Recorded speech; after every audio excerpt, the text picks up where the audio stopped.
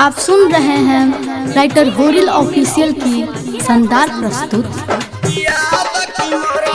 Mix by DJ Kanchan Raj Hajipur Vaishali. Mix by AG recording studio.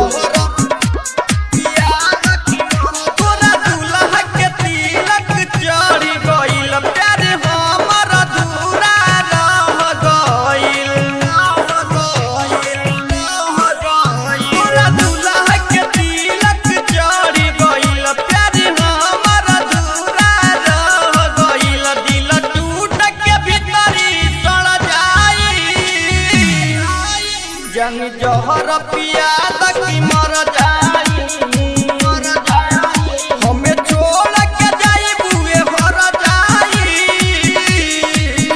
जन जोहर पियाद की मर जाई। आप सुन रहे हैं एजी एंटरटेनमेंट की धमाकेदार प्रस्तुति।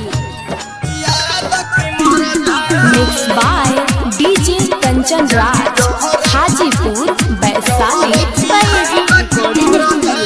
प्यार के हमारा से कोई लो तू बड़ गजदारी हो। दोसरा के नामा के पहने लो बियौती साड़ी हो।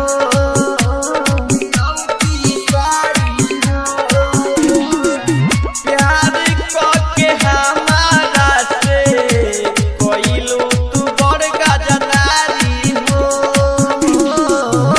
दोसरा के नामा के पहने लो बियौती साड़ी हो। नहीं रहे हमारा पातन हो अटके में तुरल बुलातन हो। तोरा हाथ से नहीं आई तर जाई। जन जोहर पियाद की मर जाई हमें छोड़ के जाई बुए हर जाई। जन जोहर पियाद की मर जाई। आप सुन रहे हैं एजी एंटरटेनमेंट की धमाकेदार प्रस्तुति।